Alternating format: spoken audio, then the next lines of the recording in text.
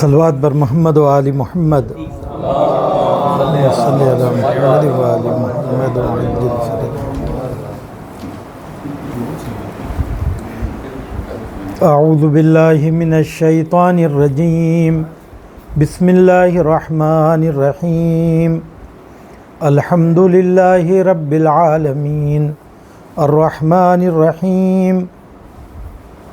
الصلاة والسلام علی اشرف الانبیاء والمرسلین سیدنا و نبینا ابی القاسم المصطفیٰ محمد.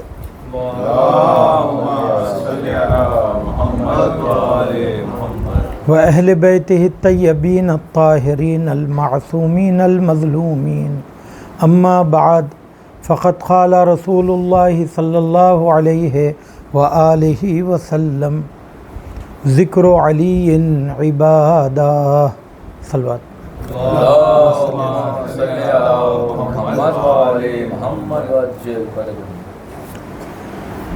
عزیزان گرامی، اللہ سبحانہ و تعالیٰ کی حمد و ثنا اور محمد و آل محمد پر درود و سلام کے بعد جس حدیث کو میں نے سرنامہ سخن قرار دیا ہے وہ سرور کائنات کی مشہور و معروف حدیث ہے، جس میں امیر المومنین کے ذکر کی فضیلت کے بارے میں بتایا جا رہا ہے کہ ذکر علی عبادہ، کہ علی کا ذکر عبادت ہے. چونکہ ہمارا درس کا سلسلہ امیر المومنین کی امامت کے اثبات کے بعد ان کی خصوصیت، فضائل اور خوبیوں کے بیان میں ہے کہ اللہ نے انہیں امام بنایا اور پیغمبر اکرم نے اللہ کے حکم سے اس کا اعلان فرمایا. اس سے ان کا امام ہونا ثابت ہوا اور تعین امامت ثابت ہوئی، مگر شائستگی ثابت نہیں ہوئی کہ اللہ نے انہیں کیوں امام بنایا، رسول خدا نے انہیں کیوں امام منتخب کیا، ایسی ان کے اندر کیا خوبیاں تھیں. تو اس درس میں حضرت علی کی ان خوبیوں کا بیان ہے. اور چونکہ آنے والے 2-3 ہفتے مسلسل مولائے متقیان کے فضائل کے بیان میں ہوں گے، اسی لیے میں نے اس کو سرنامہ سخن قرار دیا کہ یہ جو ہم ذکر کر رہے ہیں حضرت کا، یہ کوئی معمولی بات نہیں ہے. یہ سننے والوں کے لیے بھی عبادت ہے، پڑھنے والوں کے لیے بھی عبادت ہے. یہ بہت بڑا مقام ہے کہ اللہ سبحانہ و تعالیٰ نے ہمیں عطا فرمایا ہے کہ ہم مولائے متقیان کا ذکر کر رہے ہیں اور اس کو عبادت کا درجہ دیا. اب جب عبادت کا درجہ دیا تو جو لوگ اس حدیث کو سمجھ نہیں پائے یا جنہیں ہضم نہیں ہوئی، انہوں نے اس کے اوپر اعتراض کیا اور کہا کہ ہمیشہ عبادت معبود کی جاتی ہے، جو لائق عبادت ہو اس کے آگے اگر آپ سجدہ ریز ہوتے ہیں تو یہ عبادت ہے. اب علی کے ذکر کو آپ نے عبادت کہا تو علی کیا ہوئے؟ معبود ہوئے. تو معبود کی عبادت ہو رہی ہے. تو اس سے یہ ثابت کیا کہ شیعہ علی کو خدا مانتے ہیں. تو کیا یقیناً ایسے ہی ہے؟ یہ عبادت یہاں ہم جو ذکر علی کر رہے ہیں کیا وہ عبادت ہے اس معنی میں؟ کہا کہ نہیں، بلکہ امیر المومنین کا تذکرہ اس اعتبار سے عبادت ہے کیونکہ علی کے ذکر سے خدا کی یاد تازہ ہوتی ہے اور اس کی بندگی کا سلیقہ ملتا ہے، اور انسان علی کے ذکر کی وجہ سے اللہ کا حقیقی بندہ بننے کے قابل بنتا ہے. اسی لیے اس کا یہ عمل عبادت کا درجہ رکھتا ہے، عبادت کا درجہ رکھتا ہے. اور اگر کسی کا ذکر کرنے سے اس کو معبود مانا جائے، اگر یہی معیار ہے تو پھر کہیے کہ تلاوت قرآن عبادت ہے یا عبادت نہیں ہے.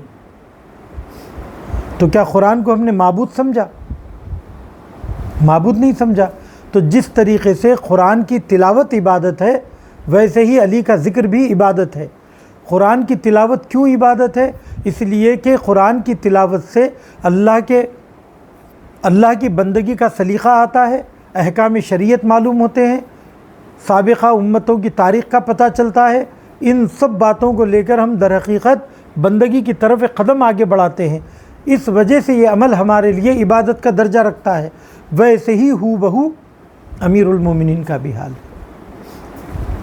اور امیر المومنین ایک ایسی شخصیت جو رسول اکرم کی بعثت کے 10 سال پہلے دنیا میں آئی اور رسول اکرم کے آغوش میں پلی بڑھی، اور یہاں تک کہ جب تک رسول خدا اس دنیا سے نہیں چلے گئے تب تک ان کے ساتھ ساتھ رہے، اور اس دور میں اپنے کمالات اور شخصیت کے ایسے جوہر دکھائے کہ جسے دیکھ کر دنیا دنگ ہے۔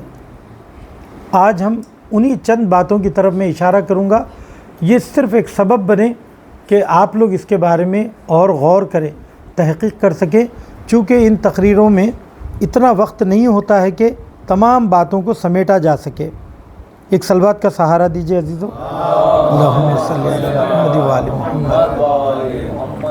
امام علی علیہ السلام شیعوں کے پہلے امام اور اہل سنت کے چوتھے امام ہیں، چوتھے خلیفہ ہیں، اور آپ کی شخصیت کے بارے میں جاننا اس لیے ضروری ہے کہ جب ہم حضرت کی روش زندگی اور ان کی رہبری کے طریقے کے بارے میں سوچتے ہیں یا اس کے بارے میں تحقیق کرتے ہیں یا اس کے بارے میں جانتے ہیں تو ہم کو ایک معیار ہاتھ آتا ہے کہ ہم کس طریقے سے سماج کی رہبری کریں، کس طریقے سے اللہ کی بندگی کریں، کس طریقے سے ایک بہتر انسان بن کر سماج میں زندگی گزاریں۔ امیر المومنین کی یہ زندگی ہمارے لیے مدد کرتی ہے اور ہمارے لیے بہت بڑا آسان ہو جاتا ہے کہ ہم جس پوسٹ پر ہوں وہاں رہ کر اپنی انسانی ذمہ داریوں کو کیسے نبھا سکیں۔ سب سے پہلی خوبی جو حضرت علی علیہ السلام کے اور پہلا افتخار، پہلی فضیلت جو مولا کے لیے محسوب ہوتا ہے، شمار ہوتا ہے، وہ دامن رسول میں حضرت علی علیہ السلام کی پرورش۔ 6 سال کی عمر سے لے کے 8 سال کی عمر تک آپ کے گھر میں رہے، مگر اس کے بعد مسلسل دن رات حضرت علی کا اٹھنا بیٹھنا رسول خدا کے ساتھ تھا، اتنا گہرا تعلق ہو گیا تھا۔ اور آپ کا نام بھی جناب اللہ سبحانہ تعالیٰ نے، اور بعض روایتوں میں جناب ابو طالب نے آپ کا نام علی رکھا کہ جس کا معنی بلند مرتبہ اور والا مقام، عالی مقام ذات کو علی کہتے ہیں۔ یا یہ نام اللہ کا ہے یا بعد از خدا امیر المومنین کا ہے۔ اس کے بعد جو اور بات اس میں قابل توجہ ہے کہ خود حضرت علی علیہ السلام فرماتے ہیں جب میں بچہ تھا تو ہمیشہ رسول خدا کے ساتھ رہتا تھا، پیغمبر خدا مجھے اپنے ساتھ ہمیشہ قرار دیتے تھے، جہاں کہیں بھی سفر میں جاتے، حضر میں جاتے، مجھے اپنے ساتھ رکھتے تھے، اور کبھی انہوں نے مجھ سے جھوٹی بات نہیں سنی اور نہ ہی کوئی ایسا عمل دیکھا جو ناشائستہ ہو کہ جس کی وجہ سے ان کو ڈانٹنے کی ضرورت پڑی ہو۔ ایسا کوئی عمل مجھ سے انہوں نے نہیں دیکھا۔ میں ان کے پیچھے ایسے گھومتا تھا جیسے کوئی بچہ اپنی ماں کے پیچھے گھومتا ہے، اور میں ان کی پیروی کرتا تھا اور ان کے اخلاق کو اپنے اندر ایجاد کرنے کی کوشش کرتا تھا۔ ہر سال جب غار حرا میں رسول خدا عبادت کے لیے جاتے تھے تو میں بھی ان کے ساتھ جاتا تھا، اور جب فرشتہ وحی آ کر رسول سے کلام کرتا تھا تو میں اس کلام کو سنتا تھا۔ یعنی معرفت کا یہ مقام کہ میں نے رسول خدا جب مبعوث بے رسالت ہوئے تو شیطان کی فریادوں کو سنا کہ وہ کس طریقے سے چیخ چیخ کر رو رہا تھا۔ تو میں نے رسول خدا سے پوچھا کہ یا رسول اللہ، یہ دردناک آوازیں کس کی ہیں؟ تو آپ نے کہا کہ یہ شیطان کی فریاد کی آوازیں ہیں جو آج کے بعد سے نا امید ہو گیا ہے کہ اللہ کے خالص بندوں کو وہ بہکا نہیں پائے گا۔ تو کہا کہ یا رسول اللہ جو کچھ آپ سنتے ہیں وہ میں سنتا ہوں، بلکہ رسول خدا نے کہا اے علی تعجب کی بات ہے کہ جو کچھ میں سنتا ہوں تم سنتے ہو، جو کچھ میں دیکھتا ہوں تم دیکھتے ہو، فقط یہ کہ تم پیغمبر نہیں ہو، یعنی تم پر وحی نہیں آتی ہے، ورنہ وہ ساری خوبیاں جو ایک نبی برحق میں ہونی چاہیے، ایک ہادی دین میں ہونی چاہیے، وہ تمام کی تمام صلاحیتیں، وہ تمام کی تمام خوبیاں امیر المومنین کی ذات میں تھی۔ اسی لیے آپ نے وہیں پر کہہ دیا کہ تم میرے وزیر ہو اور راہ خیر پر گامزن ہو۔ اب یہ اس وقت حضرت علی کی عمر کیا تھی؟ جب 40 سال کی عمر میں رسول خدا مبعوث برسالت ہوئے، 40 سال کی عمر میں، تو حضرت علی کی عمر کیا تھی؟ 10 سال کی عمر۔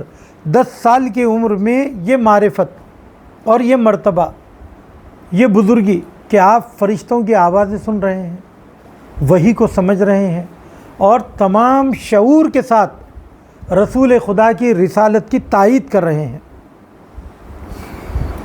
اور تمام سخت حالات میں حضرت علی علیہ السلام رسول خدا کے ساتھ تھے، یہاں تک کہ آپ کا ایک نام خزیم پڑ گیا کہ اتنا زیادہ آپ محافظ تھے رسول خدا کے کہ کوئی آپ پر آنکھ اٹھا کر نہیں دیکھ سکتا تھا۔ اگر کوئی حملہ کرنا چاہتا تو آپ اس پر مکہ مارتے تھے اور اس کو رسول خدا سے دور کرتے تھے، تو اپنی پوری جان اور پورے وجود کے ساتھ رسول خدا سے قصب فیض بھی کرتے تھے اور رسول خدا کی حفاظت بھی فرماتے تھے۔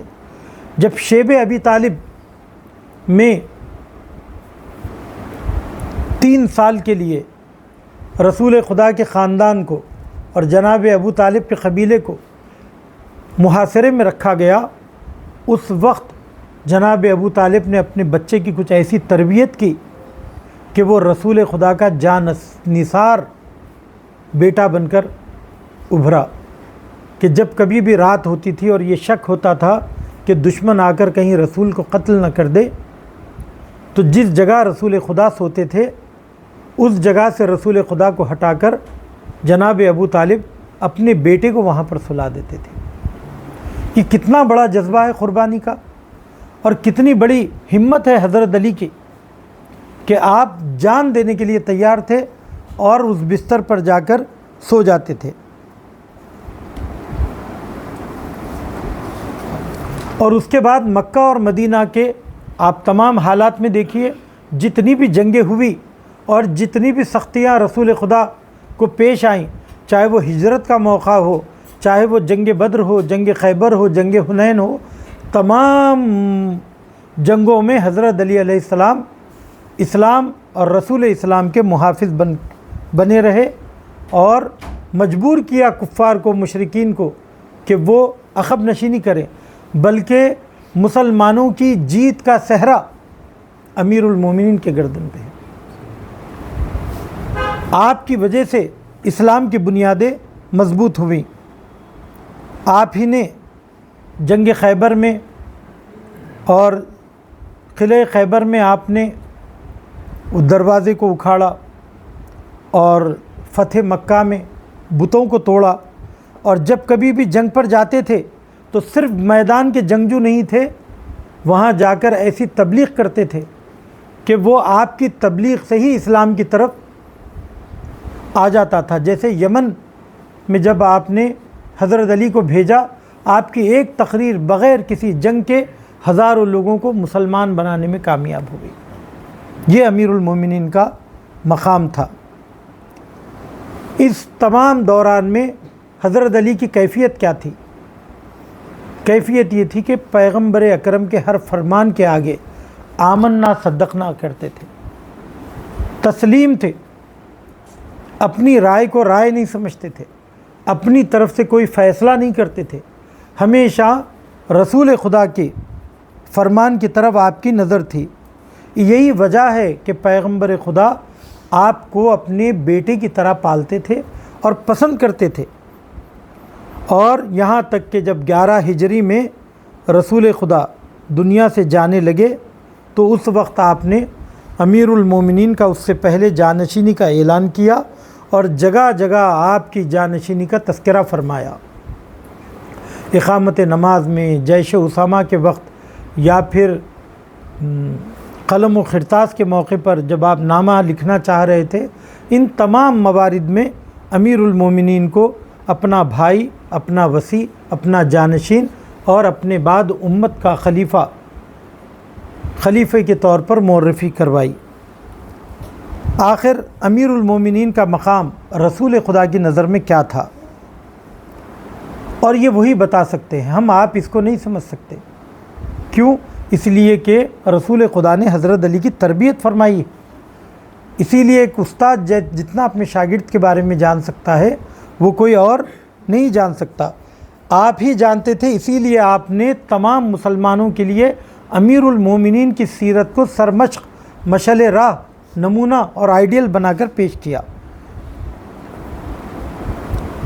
اور یہ جو باتیں رسول خدا نے بیان کی، یہ کوئی خاندانی محبت کی بنیاد پر، قلبی لگاؤ کی بنیاد پر نہیں تھی، بلکہ حضرت علی علیہ السلام کے اندر موجود ذاتی صلاحیتوں کی بنیاد پر تھی۔ کیونکہ اہل بیت علیہ السلام کسی کی جھوٹی تعریف نہیں کرتے، وہ کوئی شاعر نہیں تھے، وہ کوئی تملق مزاج اور نہیں تھے کہ وہ پیسے کی وجہ سے یا کسی اور مفاد کی وجہ سے کسی کی تعریف کریں۔ ٹھیک ہے، رسول خدا نے جناب عبداللہ انصاری کہتے ہیں، جابر ابن عبداللہ انصاری، رسول خدا کے خاص الخاص صحابی، وہ فرماتے ہیں کہ میں خانہ کعبہ کے قریب بیٹھا ہوا تھا اور رسول خدا بھی موجود تھے۔ اسی موقع پر حضرت علی علیہ السلام وارد ہوئے۔ رسول خدا نے فرمایا کہ برادرم بسویتن آمد، میرا بھائی تمہاری طرف آیا ہے، اور پھر کعبے کی طرف اشارہ کر کے کہا اور اس پر ہاتھ رکھ کر کہا، اس خدا کی قسم کہ جس کے قبضہ قدرت میں میری جان ہے، یہ مرد، یہ شخص اور ان کے شیعہ ہی کامیاب ہے۔ یا علی انت و شیعتک ہم الفائزون، اے علی تم اور تمہارے شیعہ ہی کامیاب ہیں۔ اب یہاں پر ایک بات کہ حضرت علی علیہ السلام کو ایک کامیاب شخص کے طور پر پیش کیا۔ آیت اللہ محسن قراتی صاحب نے جب تفسیر نور لکھی تو قرآن مجید میں تقریباً 20 آیتیں جس کے اندر یہ لفظ استعمال ہوا، فائزون، فازا یفوزو، کامیابی کے معنوں میں، تو ان 20 آیتوں کو انہوں نے اکٹھا کیا۔ اکٹھا کرنے کے بعد دیکھا کہ وہ کون سی صفتیں ہیں جو ان 20 آیتوں میں ذکر ہوئی، تو تقریباً 20 صفتیں ہیں۔ وہ 20 صفتوں کو ٹیلی کیا گیا امیر المومنین کی ذات پر۔ وہ 20 صفتوں میں امیر المومنین سے بڑھ کر کوئی سخی، کوئی صابر، کوئی شجاع نہیں تھا۔ تو جن بنیادوں پر امیر المومنین کامیاب ہے، انہی بنیادوں پر شیعہ بھی کامیاب ہوں گے۔ چونکہ حضرت علی کے بارے میں یہ کہا، اے علی تم اور تمہارے شیعہ کامیاب ہے۔ علی کن بنیادوں پر کامیاب ہے؟ ان صفات کی بنیاد پر۔ تو ہم شیعہ صرف علی کا نام لے کر کیسے کامیاب ہو جائیں گے جب تک وہ خوبیاں ہمارے اندر نہیں ہوں گی؟ اگر اللہ نے موقع دیا تو کوشش یہ کریں گے کہ اگر ماہ مبارک رمضان میں کوئی تقریر کا موقع ملا تو اس کے اندر 5 6 آیتیں بیان کر کے ان امیر المومنین کی ان خوبیوں کو ان آیات کے ضمن میں پیش کیا جائے، اور اس سے اپنے آپ کو ٹیلی کرنے کی کوشش کی جائے کہ ہمارے اندر ایسی کتنی صفتیں، چاہے چھوٹی ہی مقدار ہی میں کیوں نہ ہو، موجود ہے یا نہیں ہے، تاکہ ہم بھی کہہ سکیں کہ ہم بھی کامیاب ہیں۔ تو یہی لوگ کامیاب ہیں اور یہی اہل نجات ہیں۔ پھر اس کے بعد آپ نے فرمایا، امیر المومنین کی خوبیاں بیان ہو رہی ہیں کہ امیر المومنین سب سے پہلے ایمان لانے والے ہیں۔ اب یہ تو الفاظ کی کوتاہی ہے کہ یہ کہنا پڑتا ہے کہ سب سے پہلے آپ تاریخی اعتبار سے ایمان لانے والے ہیں، بلکہ اسے یوں کہنا چاہیے کہ سب سے پہلے ایمان کا اظہار کرنے والے ہیں، کیونکہ اقرار تو پہلے سے تھا۔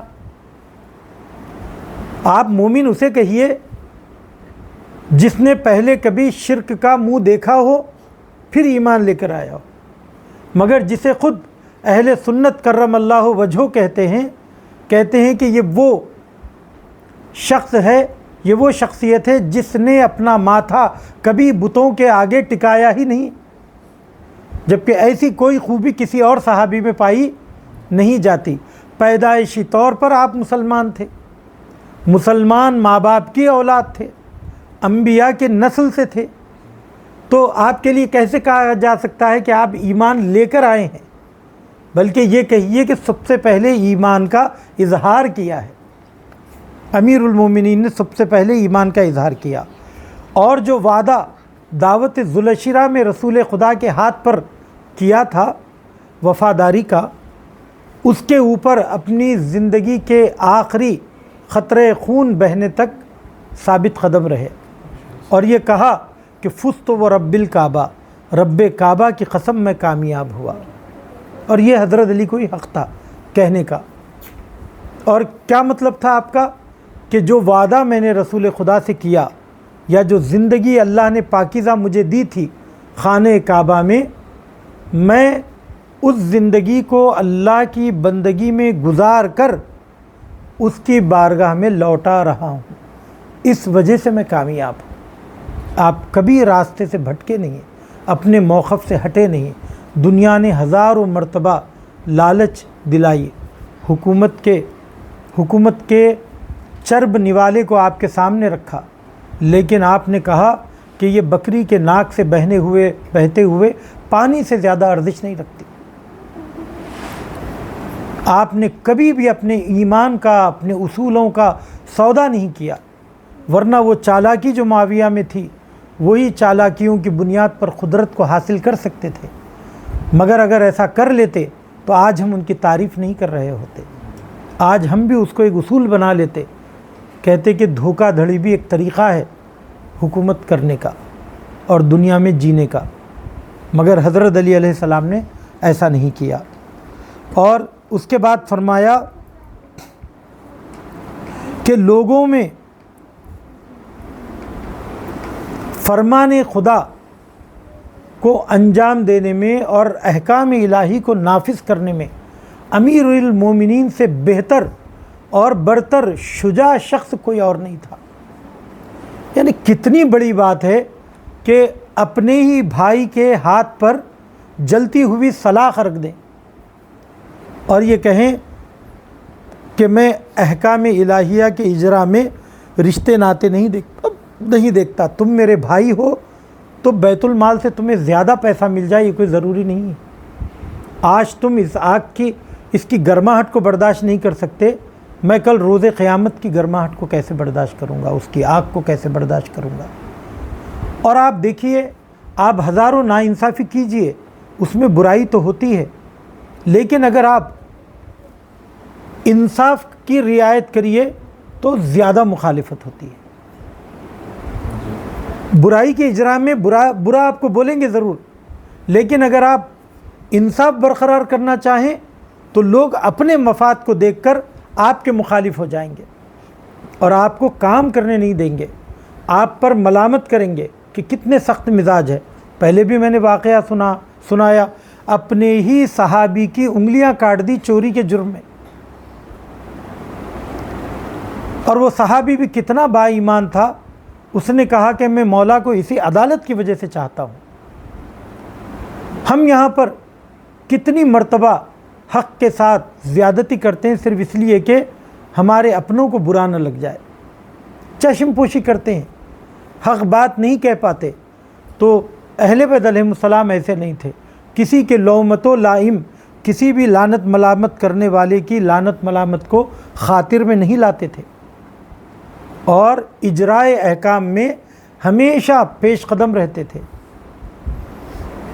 ایسی شخصیت جو بیت المال کا آخری سکہ بھی راہ خدا میں دے کر، بیت المال میں جھاڑو لگا کر سجدے شکر بجا لاتا ہو۔ اگر آج ہمارے پاس کوئی امانت ایسی آ جائے تو ہم پہلے اپنی ضرورت پوری کر لیتے ہیں اس نیت سے کہ جب پیسے آ جائیں گے تو میں لوٹا دوں گا۔ نیت بھی بری نہیں ہے، مگر یہ بھی امانت میں خیانت ہے کہ آپ نے اس امانت کو اپنے مصرف میں استعمال کیا۔ آج لوگ کمپنی کی گاڑیاں اپنی سہولت کے لیے استعمال کرتے ہیں، کمپنی کا پرنٹر اپنے طور پر استعمال کرتے ہیں، کمپنی کے جو وعدہ ہم نے کیا کہ اتنا وقت میں دوں گا، اس میں ہم اس کو ذاتی کاموں کے لیے استعمال کرتے ہیں۔ یہ خود ایک خلاف شریعت کام ہے، آدمی ضامن ہو جاتا ہے اس میں۔ تو یہ امیر المومنین کا شیوا تھا۔ اسی طریقے سے لوگوں کے درمیان فیصلہ کرنے میں سب سے زیادہ منصف مزاج شخصیت امیر المومنین کی ذات تھی کہ آپ ذرہ برابر ناانصافی نہیں کرتے تھے۔ کل میں خضاوت ہے امیر المومنین یعنی اس محفل میں سنانے کے لیے پڑھ رہا تھا، تو اتنے واقعات اور اتنے علوم اس کے اندر، مثلا کوئی نفسیاتی مریض آ گیا، اس کا فیصلہ آپ نے نفسیات، علم نفسیات کی روشنی میں کیا۔ کوئی میراث کا مسئلہ آ گیا تو وہاں پر اتنی بہترین علم حساب کے تحت آپ نے فیصلہ کیا کہ انسان کا ذہن دنگ رہ جاتا ہے۔ کہیں پر فقہی مسئلہ آ گیا تو وہاں پر آپ نے ایسے راہ حل بتائے۔ تو اب ایک چیز بتانے کے لیے مجھے علم فقہ کی تعریف کرنی ہوگی، علم نفسیات کی تعریف کرنی ہوگی، علم حساب کی تعریف کرنی ہوگی، علم نحو و صرف کی تعریف کرنی ہوگی، تب کہیں جا کر میں بتاؤں کہ اس زمانے میں جب یہ علوم ابھی تدوین بھی نہیں ہوئے تھے، اس کی روشنی میں امیر المومنین نے کیسے فیصلے کیے۔ یہ اب تو یہ علوم اب آ کر جو ہے تو اپنے روشن ہوئے ہیں اور کالجوں میں پڑھائے جا رہے ہیں۔ آپ بی اے کے بعد کوئی خاص ایک سبجیکٹ میں محنت کرتے ہیں اور پی ایچ ڈی کرتے ہیں، اب یہ علوم جدا ہوئے ہیں، لیکن اس زمانے میں امیر المومنین نے یہ پورے کرشمے اپنے دکھائے ہیں۔ ایک واقعہ اس میں سے ضرور ذکر کروں گا۔ اس کے بعد مساوات یعنی لوگوں کے حقوق برابر دینے میں حضرت علی علیہ السلام سے بہتر کوئی نہیں ہے۔ تبھی رسول خدا نے اسی وقت جب جابر بن عبداللہ انصاری کو امیر المومنین کے یہ فضائل بیان کر رہے تھے، اسی وقت فرشتے وحی جناب جبرائیل وارد ہوئے اور قصیدہ پڑھا امیر المومنین کا، اور کیا کہا درین کہ یہ آیے کریمہ نازل ہوئی، یا ان الذین آمنوا وعملوا الصالحات، بے شک وہ لوگ جو ایمان لاتے ہیں اور عمل صالح بجا لاتے ہیں، اولئک ہم خیر البریہ، وہی بہترین مخلوقات میں سے ہیں۔ مخلوقات میں سے سب سے بہترین مخلوق کون ہے؟ جو ایمان لائے اور عمل صالح بجا لائے۔ اس کے بعد رسول خدا نے کہا کہ یہ علی خیر البریہ ہے، یعنی مخلوقات میں سے بہترین مخلوق ہے، اور شیعہ جو ان کی پیروی کرتے ہیں تمام امتوں میں سے بہترین امت ہے۔ ایک صلوات پڑھی محمد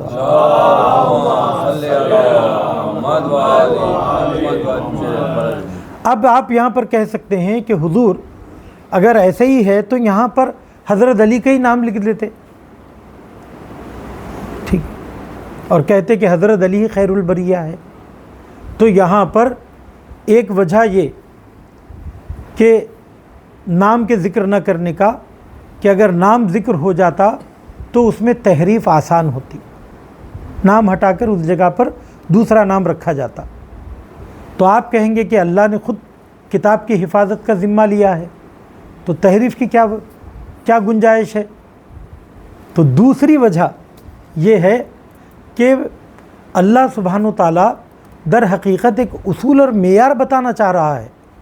حضرت علی اس معیار کا ایک مصداق ہے، ٹھیک ہے، یعنی جو اصول ہے اس اصول پر پورے اترنے والے آپ ایک شخصیت ہے، مگر آپ جیسی اور بھی تو شخصیتیں ہوں گی جو میدان ایمان میں اور میدان عمل میں اس مقام پر پہنچی ہوں گی یا پہنچنے والی ہوں گی، تو ان کے لیے ایک معیار بتایا جا رہا ہے۔ تو یہ کہا جا رہا ہے کہ جو کوئی ایمان لائے گا جو کوئی عمل صالح بجا لائے گا وہ اللہ کی مخلوقات میں بہترین مخلوق میں شمار ہوگا۔ وہ انبیاء کرام بھی تھے، اولیاء خدا ہے، ائمہ کرام ہے، اور آنے والی امتیں بھی ہے، آنے والے شیعہ حضرات بھی ہے۔ فقط فرق کیا ہے؟ فرق یہ ہے کہ سب سے اعلیٰ مصداق اور اعلیٰ نمونہ عمل حضرت علی کی ذات ہوگی۔ کیوں؟ کیونکہ یہ جوہر انہوں نے کر کے دکھائے تو دوسروں نے ان کی پیروی کی، اسی لیے یہ اعلیٰ مصداق ہے۔ اور نام کے ذکر کرنے کا وجہ یہی ہے کہ نہیں ذکر کیا کیونکہ یہ آیتیں جریان و تطبیق کا مصداق رکھتی ہیں۔ جریان کا مطلب آیت کا مفہوم عام ہے، کئی لوگوں کے اوپر فٹ آتا ہے، لیکن جب ہم ڈھونڈنے نکلتے ہیں کہ اس کے اوپر سب سے بہترین شخصیت کون سی فٹ آتی ہے تو وہ حضرت علی کی ذات ہے۔ تو اس آیت کے دونوں پہلو ہیں، آیت کا ایک عمومی مفہوم جس میں تمام مومنین شامل ہیں، اور بہترین مومن کون ہے تو کہیں گے حضرت علی۔ ٹھیک ہے، ایک صلوات پڑھی محمد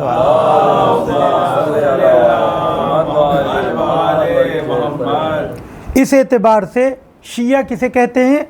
شیعہ اس شخص کو کہتے ہیں جو حضرت یہ مانتا ہے کہ رسول خدا نے اللہ کے حکم سے حضرت علی کو اپنے بعد اپنا جانشین بنایا اور ہم اس جانشین کے پیروکار ہیں۔ پیروی کرنے والے کو شیعہ کہتے ہیں۔ اِنَّا مِن شِیعَتِهِ لِإِبْرَاهِیمَ کہ مثلا حضرت نوح کے بارے میں کہا کہ یہ حضرت ابراہیم کے شیعہ ہیں، یعنی ان کے پیروکار ہیں۔ یہ حضرت ابراہیم کو کہا کہ یہ حضرت نوح کے پیروکار ہیں، کیونکہ حضرت نوح پہلے آئے ہیں، جناب ابراہیم بعد میں آئے ہیں۔ اور دوسرے مقام پر حضرت علی کی معرفی میں رسول خدا نے کیا کہا؟ علی مع القرآن والقرآن مع علی، علی قرآن کے ساتھ ہے اور قرآن علی کے ساتھ ہے۔ علی قرآن کے ساتھ ہے یہ تو سمجھ میں آتا ہے، کیونکہ آپ نے اس کی تعلیمات سے فیض اٹھایا، اس کے مطابق اپنے آپ کو ڈھالا۔ قرآن علی کے ساتھ ہے، اس کا کیا مطلب؟ کہ حق کی پیروی میں اس مقام پر امیر المومنین پہنچ گئے کہ اب ان کا ہر عمل ہی حق بن گیا، اسی لیے ان کا ہر عمل قرآن کی تفسیر ہے، اسی لیے قرآن ان کے ساتھ ساتھ ہے۔ یا یہ کہا کہ علی مع الحق والحق مع علی، علی حق کے ساتھ ہے اور حق علی کے ساتھ ہے۔ اور حدیث یہیں پر نہیں رکتی ہے، بلکہ جہاں جہاں علی ہو وہاں وہاں حق ہے، جہاں جہاں حق ہے وہاں وہاں علی نہیں، بلکہ جہاں جہاں علی ہے وہاں وہاں حق ہے۔ کہ علی خود عین عدالت بن گئے، عدالت کو اپنانے والا عادل ہے، مگر علی نے عدالت کو اس معیار پر اپنایا کہ خود ہی عدالت کا معیار بن گئے۔ جیسے ہم حاتم طائی کو کہتے ہیں، علی کے ذکر کے بعد کسی اور کی مثال جچتی بھی نہیں ہے، مگر سمجھانے کے لیے کہ اب ہم کہنا چاہتے ہیں کہ کوئی شخص سخی ہے تو کہتے ہیں فلاں شخص حاتم ہے، یعنی اتنا اس نے راہ خدا میں خیر و خیرات کی کہ اس کا نام ہی سخاوت اس کے اوپر جج گیا۔ تو اب جب کبھی بھی سخاوت کہنا ہے تو لفظ سخی کہنا ہے تو یہ لفظ استعمال نہیں کرتے، حاتم استعمال کرتے ہیں۔ ویسے ہی جب عدالت استعمال کرنا چاہتے ہیں تو عدالت استعمال نہیں کرتے، علی استعمال کرتے ہیں کہ علی عین عادل عدالت ہے اور عدالت عین علی ہے۔ اچھا، اب یہ دو حدیثیں آپ نے سنی مجھ سے، تو تھوڑا سا جواب دیجیے۔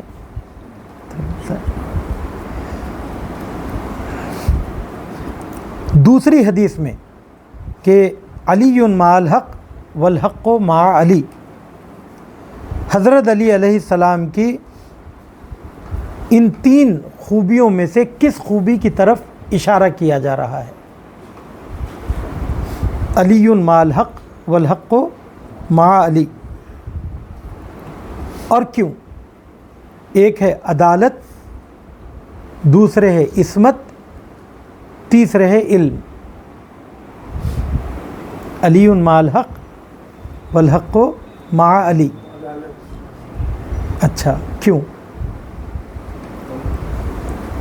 جی ایکسپلین کرنا پڑے گا کہ یہاں پر حضرت علی علیہ السلام کو کہ یہ تین صفتیں ہیں، ایک عدالت ہے، ایک علم ہے، ایک حق ہے، ایک عصمت ہے. تو اس میں سے کون سی چیز کے اوپر دلالت کر رہی ہے یہ؟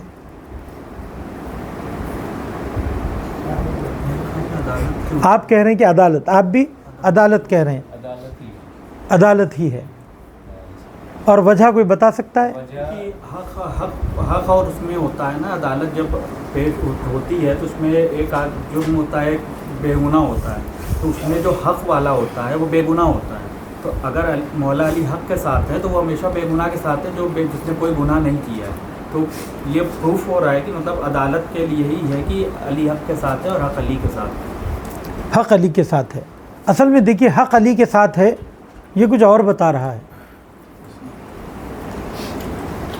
ایک ہے عدالت، دوسرے ہے عصمت، تیسرے ہے علم. اب یہ کنفیوژن تو ہے نا، کہ سوچنے کی تو جگہ ہے. تینوں ہی فٹ ہے. ہاں تینوں ہی فٹ ہے.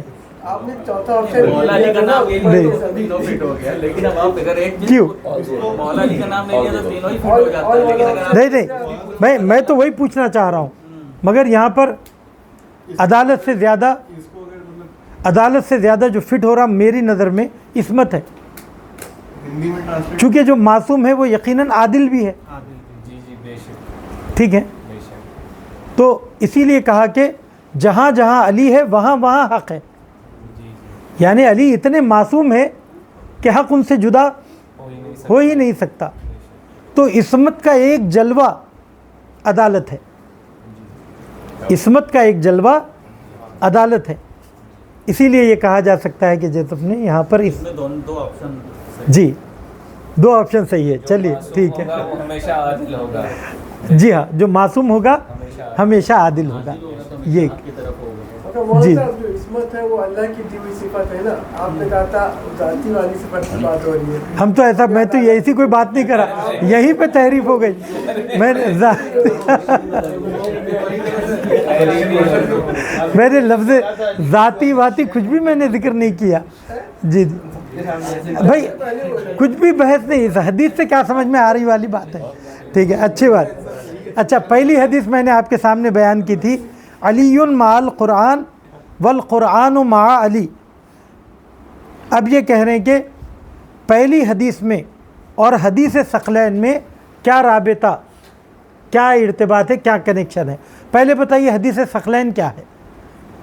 ہمارے بیچ میں دو چیزیں چھوڑے جا رہا ہوں. کیا؟ ایک اہل بیت اور دوسرے قرآن. اور یہ اس وقت تک جدا نہیں ہوں گے جب تک حوض کوثر پر ملے گی، واپس نہ مل جائے. ٹھیک ہے، یہ حاضر نہ ہو تب تک جو تم نے یہ آپس میں جدا نہیں ہوں گے. تو اس حدیث ثقلین میں اور علی مع القرآن میں کیا کنیکشن ہے؟ برابر کا کنیکشن، کیونکہ یہ اس کا مان لیجیے ایک حساب سے تشریح کر رہا ہے اس بات کی، اسی کی تشریح. کیونکہ مولا علیہ السلام ان کے اہل بیت میں سے ہیں. اس حدیث ثقلین کا پہلا حصہ کتاب اللہ، اس کے بعد اطرتی اہل بیت کی، مطلب اطرت ان کی اہل بیت. جی ہاں، اہل بیت میں اب اطرت میں سب ہے حضرت. جی ہاں، یہاں حضرت علی کا خاص ذکر ہے. چلیے یہ تو ایک بات سمجھ میں آئی. اور اس حدیث سے کیا سمجھ میں آتا ہے، اور کیا کنیکشن سمجھ میں آتا ہے؟ جدا نہیں ہوں گے. چلیے یہ بھی ایک بات سمجھ میں آئی جو خود اس کے اندر موجود ہے. اور کیا سمجھ میں آتا ہے؟ قرآن کتاب حق ہے اور مولا علی بھی حق کے ساتھ ہے، علی کے ساتھ حق. اور قرآن کو آپ بنا مولا علی کے سمجھ نہیں سکتے، اور مولا علی کے بنا قرآن نہیں سمجھ میں آئے گی. قرآن دونوں ایک دوسرے کے محتاج ہیں. چلیے یہ بھی ایک کنیکشن بہت اچھا نکلا. اور کیا سمجھ سکتے ہیں؟ یہ خطیبوں والا جملہ یاد ہے. جی جی، قرآن سامی تو قرآن ناطق. خطیبوں والا کہاں سے ہوا؟ یہ تو خود جیت اپنے علی والا جملہ ہے. نہیں آپ نے ہی ذکر کیا ہے کہ یہ خود جیت اپنے. جی جی جی صحیح ہے. تو کیا کہا انہوں نے؟ قرآن ناطق، قرآن صامت. اچھی بات، ٹھیک ہے. یہ بھی ایک جو تو اپنی خوبی ہے. اور بھی ہے، ذرا سوچیے، تھوڑا سا زور دیجیے. حدیث ثقلین میں اور حضرت علی علیہ السلام کی ذات میں ایک کنیکشن پایا جاتا ہے. حوض کوثر میں کہ دونوں حاضر ہوں گے. یہ تو خود اس حدیث سے ہی واضح ہو رہا ہے. آپ نے اب تک تینوں باتیں اس حدیث میں سے ہی نکالی ہیں. ہاں اور بھی باتیں مطلب جو اس حدیث میں بتایا نہیں جا رہا لیکن ہے کنیکشن ہے.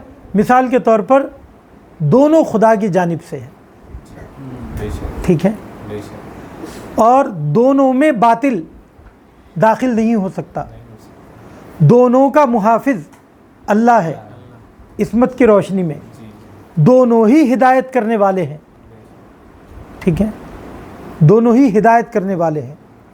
دونوں میں علم سمایا ہوا ہے. لا رطب ولا یابس الا فی کتاب مبین مثال کے طور پر. تو ہر خشک و تر جیسے قرآن میں موجود ہے ویسے ہی ہر علم امیر المومنین کی ذات میں اور اہل بیت علیہم السلام میں ہے. تو دیکھیے عزیزو, یہ پوائنٹ ہے جو سوچنے لائق ہے. ایک ماشاءاللہ آپ لوگوں نے اتنا ذہن لڑایا اور اتنی اچھی اچھی باتیں کہی.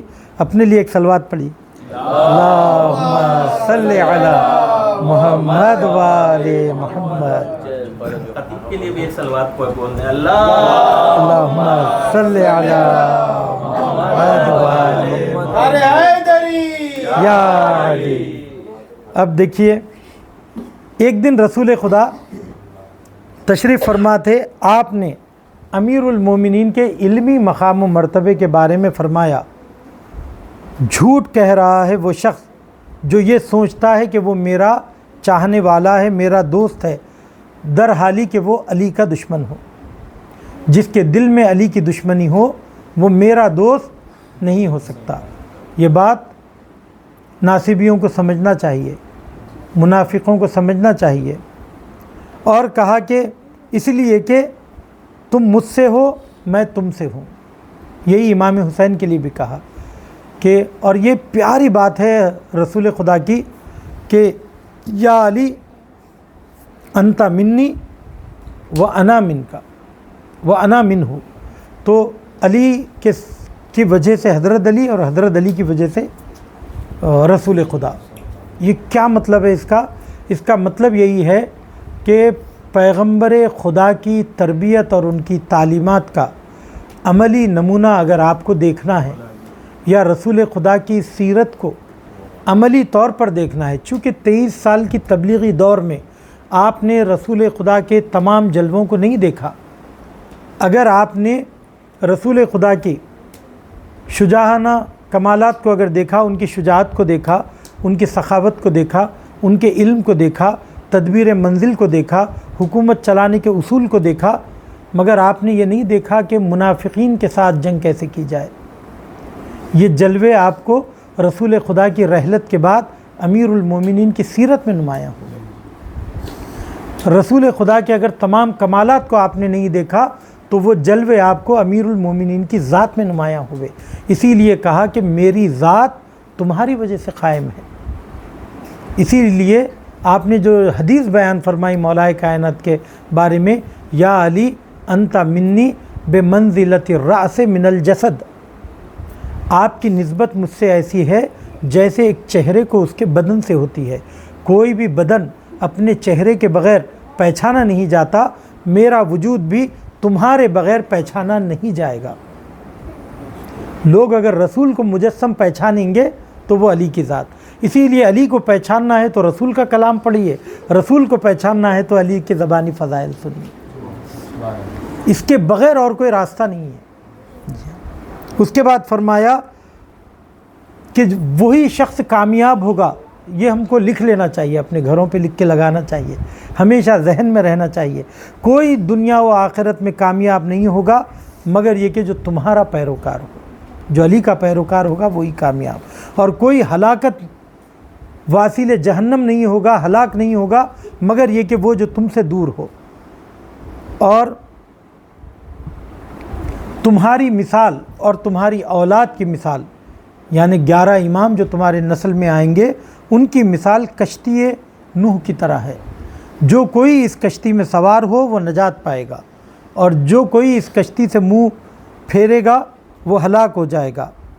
اور پھر آپ نے دوسری مثال ان کے لیے دی کہ تمہاری مثال آسمان کے ستاروں کی طرح ہے کہ اگر ایک ستارہ غائب ہو تو دوسرا ستارہ طلوع ہو جاتا ہے اور روز قیامت تک یہی سلسلہ جاری رہتا ہے۔ امام زمانہ اجل اللہ تعالی فرجہ الشریف کا اللہم صلی علی محمد وعلی محمد یہی وہ 14واں ستارہ ہے جو 11ویں ستارے کے بعد افق پر نمودار ہوا اور روز قیامت تک باقی رہے گا۔ آپ ہی کے صدقے میں یہ دنیا و جہان باقی ہے۔ یہاں پر یہ دونوں مثالوں کی خوبی پہلے بھی بتا چکا ہوں بار بار میں وہ کہ کشتی نوح کی مثال دی۔ کشتی کا کام کیا ہے؟ منزل تک پہنچانا۔ تو اس کا مطلب یہی ہے کہ جو اہل بیت کے دامن سے لپٹ گیا اور جو ان کے ساتھ جڑ گیا وہ ضرور منزل تک پہنچے گا، مگر ایک خاص فرق کے ساتھ۔ وہ کیا ہے؟ جب آدمی کشتی میں سوار ہوتا ہے تو اب اس کی اپنی کوئی حرکت نہیں ہوتی ہے۔ سوار ہو گیا، اب کیا چل رہی ہے؟ کشتی چل رہی ہے۔ کشتی ہی آپ کو منزل تک پہنچائے گی، آپ خود کچھ نہیں کریں گے۔ تو یہاں بھی یہی مراد ہے کہ اپنے آپ کو جب اہل بیت سے جوڑ دیا تو اب جو اہل بیت کہہ رہے ہیں وہ کرتے جاؤ گے تو کامیابی ہے۔ اگر اپنی رائے کو اہمیت دی، اپنے عمل کو اہمیت دیا، اپنی سوچ کو اہمیت دی اور کہا کہ میں ایسے سوچتا ہوں، میں یہ کرنا چاہتا ہوں، تو یہی گمراہی ہے، یہی گمراہی ہے۔ ایک اور کہ ایک بات اس مثال سے یہ سمجھ میں آتی ہے، کامیاب وہی شخص ہوتا ہے جو سوار ہوتا ہے۔ جو ٹیلے سے دیکھ کر کشتی کی تعریف کرے وہ کامیاب نہیں ہوتا ہے۔ تو ہمارے لاکھ فضائل بیان کرنے سے نہ اہل بیت کی فضیلت میں اضافہ ہوگا نہ کمی ہوگی، لیکن ہم کامیاب ہوں گے یا نہیں ہوں گے، ہماری کامیابی کی ضمانت اس میں ہے کہ ہم صرف فضائل بیان نہ کریں بلکہ پیروی کریں۔ یہ ایک بات اس کشتی کی مثال سے سمجھ میں آئی۔ مثالیں بلا وجہ نہیں دی گئی ہیں۔ دوسری مثال ستاروں کی دی گئی ہے کہ اہل بیت کی ہستی ستاروں کی طرح ہے۔ ستارے دیکھنے میں چھوٹے ہیں، جتنا قریب تر جاتے ہیں اتنے زیادہ وہ بڑے ہوتے چلے جاتے ہیں اور ہماری حیرت بھی بڑھتی چلی جاتی ہے۔ اہل بیت علیہم السلام کی شخصیت بھی ایسی ہی ہے۔ اگر ہم آئیڈنٹی والی معرفت اگر رکھیں گے کہ کب پیدا ہوئے تھے، کب شہید ہوئے، کہاں پر ان کی قبر ہے، کتنی ان کی بیویاں تھیں، کتنے ان کے خطبے ہیں، کتنے ان کے صحابی ہیں، کتنے ان کے دور کے بادشاہ ہیں، کتنی سال ان کا دور امامت تھا، تو یہ چھوٹی موٹی معلومات ہیں۔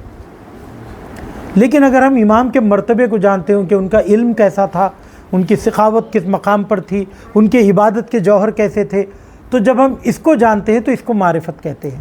اور جب اس کے بارے میں ہم غور و فکر کرتے چلے جاتے ہیں تو حیرت ہو جاتی ہے کہ آخر یہ بندہ ہے یا خدا ہے، آخر یہ بندہ ہے یا خدا ہے۔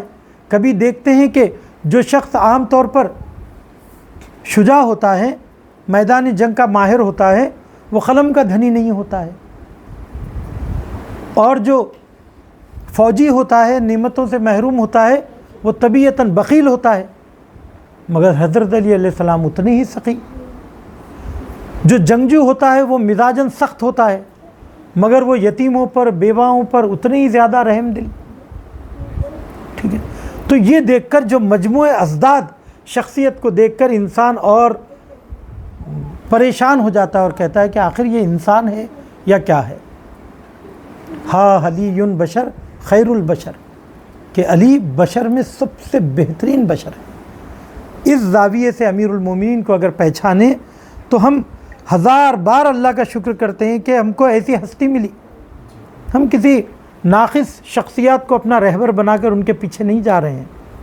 اچھی بات۔ اب یہاں پر ایک سوال آپ کی جانب سے اور اسی کا جواب تلاش کرنے کی کوشش کرتے ہیں کہ بعض لوگ یہ پوچھتے ہیں کہ رسول خدا کی تمام محنتوں کے باوجود جو آپ نے امیر المومنین کو پہچانوانے میں کی اور ان کے فضائل کو بیان کیا، ان کی تمام ان کوششوں کے باوجود پیغمبر اکرم کے وفات کے بعد رؤسائے قبائل نے اور بزرگان قوم نے رسول خدا حضرت علی کی ان خوبیوں کی طرف توجہ کیوں نہیں کی؟ ایسے لوگوں کو کیوں اپنا رہبر اور وسیع بنا لیا اور اپنا لیڈر بنا لیا جن کے اندر ایسی کوئی خوبیاں نہیں تھی مگر خرابیاں اور کوٹ کوٹ کر بھری ہوئی تھی. تو اس کا کیا جواب ہے؟ اور بغض علی یقیناً ان لوگوں میں ہو سکتا ہے کہ جن کے آبا و اجداد کو، جن کے بھائی کو، والد کو، رشتہ داروں کو جنگ بدر و خیبر و حنین میں امیر المومنین نے اپنی تلوار سے واصل جہنم کیا، ان کو بغض ہوگا یقیناً. اور کیا ہو سکتا ہے؟ اور بہت سے مسلمان ایسے بھی تھے جو مصلحتاً مسلمان بن گئے تھے، وہ ہندوؤں کو دیکھ کے نہیں بنے تھے رسول کی. جی جب دیکھا سب بن رہے ہیں تو وہ بھی بن گئے. جی تو اب جب ایسے لوگ بنے تو بعد میں ان کو اقتدار کی لالچ ہوئی. جی ایسے لوگوں کی سرپرستی کرنا آسان ہوتا ہے معاملے کا بڑا جی اور مولا علی کی سرپرستی کرنا مشکل ہے، کیونکہ آپ ان کو فالو کرتے ہیں جو آپ کے جیسے ہو. آپ کے جیسے ہیں. یعنی آپ ایمان کی راہ میں کیا ہے، یعنی نفاق کیا ہے؟ نفاق یہ ہے کہ آپ کسی کے ساتھ ہم قدم ہو کر نہ چل سکیں، جہاں پر سخت لگے تو پیچھے ہٹ جائیں، یہی نفاق ہے. مگر چونکہ فائدہ پہنچ رہا ہے ان سے تو اپنا نام ان سے جوڑے رکھیں، ٹھیک ہے، مگر اندر سے اس کے اوپر ثابت قدم نہ ہو. میں معاذ اللہ جناب عقیل کو منافق نہیں کہہ رہا ہوں، فقط ایک مثال دے رہا ہوں شخصیت کی. ایک امید ہو جاتی ہے کہ میرا بھائی ہے وہ بھی حکومت کے بڑے عہدے پر ہے اور میں محتاج بھی ہوں، ضرورت مند بھی ہوں، تو میری ضرورت یہاں پر پوری ہو جائے گی، یہ توقع ہے. اور وہ اس میں اپنے آپ کو حق جانب بھی سمجھتے ہیں. مگر سامنے والا منصف مزاج ہے، وہ کہہ رہا ہے کہ ٹھیک ہے تم میرے بھائی ہو، ٹھیک ہے تمہاری ضرورتیں بھی زیادہ ہیں، مگر میرے پاس اتنا ہی پیسہ ہے کہ اگر میں اسے برابر مسلمانوں کے درمیان بانٹوں تو تمہیں اتنا ہی حصہ مل سکتا ہے، اس سے زیادہ دینا دوسرے کے ساتھ ناانصافی ہے. اب اگر یہ اپنے بھائی کی بات کو مان لیتے ہیں تو مومن، اگر بیزار ہو کر مخالفت کرتے ہیں تو منافق. اور ہم کرتے ہیں ایسا، جب ہمارے فائدے میں نہیں ہوتی ہے تو ہم حکم ہی بدل دینے کی کوشش کرتے ہیں، یا کہتے ہیں کہ بھائی بڑے سخت مزاج ہیں، ایسے میں حکومت نہیں چلے گی، ایسی لیڈری نہیں ہوتی ہے، تھوڑا دو لچکدار طبیعت ہونی چاہیے، یہ کیا بات ہے کہ ہر بات پہ اڑ گئے. یہ ہمارا جذبۂ مزاج ہر سامنے والے سے ہوتا ہے. امیر المومنین ایسے نہیں تھے، تو انہوں نے اپنے اس بات کو قبول نہیں کیا. یہ ایک بات بتائی، ایک بات بغض بتائی، ٹھیک ہے. ایک چیز ہے حسد. بعض اوقات آپ کو کسی سے نقصان نہیں پہنچتا ہے، فائدہ ہی پہنچتا ہے، مگر اس کے کمالات ہمارے دل میں حسد پیدا کرتے ہیں. اگر رشک پیدا کریں تو بہت اچھی بات ہے، کمپٹیشن اچھی بات ہے کہ میں تم سے بہتر، تمہارے برابر یا تم سے بہتر ہو جاؤں گا، یہ میری خواہش ہے، آرزو ہے، تمنا ہے، اور میں کوشش کروں گا. یہ اچھی چیز ہے، یہ سماج کو آگے بڑھاتی ہے. نہیں تم ہی کیوں آگے بڑھے، یہ حسد ہے. اس کے اندر آدمی ٹانگ کھینچنے کی کوشش کرتا ہے، ٹھیک ہے. ایک اور سبب جہالت بھی ہے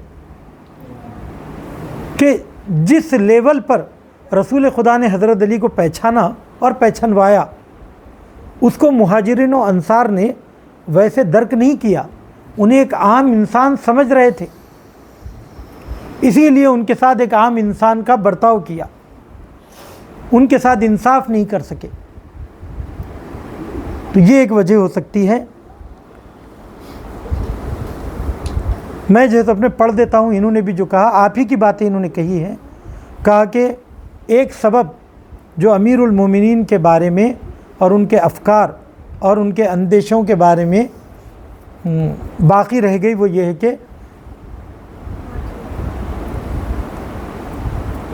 کہ دوران جاہلیت کی جو تعلیمات تھی پوری طریقے سے لوگوں کے ذہن سے نکلی نہیں تھی.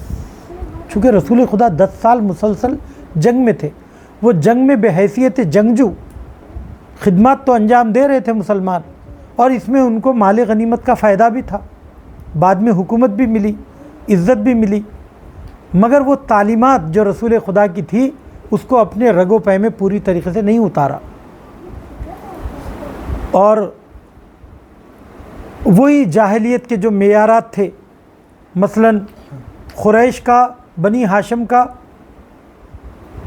दूसरे कबीलों पर फ़ख्र करना, मुहाजिरीन का अंसार के सामने अपने आप को बरतर बताना, जबकि उखुवत के तहत ये कहा कि ईमान की बुनियाद पर तुम सब आपस में भाई हो, सब एक माँ बाप की औलाद हो, रंग नस्ल कबीले से कोई फ़र्क नहीं पड़ता है। मगर खलीफा अव्वल दुवुम सिबुम ने यही काम किया, ठीक है, अपने चाहने वालों को बड़े बड़े मकाम दिए, बैतुल माल का पैसा मनमानी तरीक़े से ख़र्च किया। तो वही सारे जाहिलियत के मेयारात अभी भी क्या हो गए, पलट कर आ गए। तो जाहिलियत की फ़िक्र जहन से नहीं निकली, और दर जाहिलियत बुज़ुर्गान क़बाइल बिदून आन के दाराए फ़जीलत ख़ासी बाशन सिर्फ़न बेइन की दलील के रही से कौम बूदन अज़ बुज़ुर्गी व शराफत बरखुरदार बूदन। के जाहिलियत में क्या था, अगर कोई शख्स बड़ा है तो अपने सिन रसीदा होने की वजह से, रीश सफ़ीद होने की वजह से कौम का बुज़ुर्ग था, उसमें और कोई मेयार देखा नहीं जाता था। उसके मुकाबिल एक जवान बासलाहियत है, शुजा है, सक़ी है, आलिम है, उसको बरतरी नहीं देंगे, कहा कि अभी बड़े बुज़ुर्ग मौजूद हैं। तो ये बुज़ुर्गी कोई मेयार नहीं होती है, मगर वो लोग बुज़ुर्गी को मेयार करार देते थे। हम भी आजकल वही करते हैं। बुज़ुर्गी अहम नहीं है, ज़्यादा ज़िंदगी गुजारना अहम नहीं है, सही ज़िंदगी गुजारना ज़्यादा बड़ी बात है। उसके बाद कहा कि इसीलिए रईस कौम में इल्म, अदालत, इंसाफ, बहादुरी, सच्चाई, पाकीज़गी और पाकीज़गी नफ्स, इन चीज़ों को नहीं देखा जाता था, नहीं देखा गया। कहा कि रसूल खुदा के ससुर हैं, कौम के बड़े हैं, खुरैश के सरदार हैं, हज़रत अली से बुज़ुर्ग तर हैं, इन चीज़ों को मेयार बना लिया गया। पहले आगे थे, हाँ, दौड़ने में भी आगे हैं, तो इन सब बातों को उन्होंने हमें उसे अच्छी बात, इन बुनियाद पे अजीज़ों। चलिए अल्हम्दुलिल्लाह, बात को मैं यहीं पे ख़त्म करता हूँ, रोकता हूँ। अगली बात आ गया, अल्लाहुम्मा सल्ली अला मुहम्मद व अला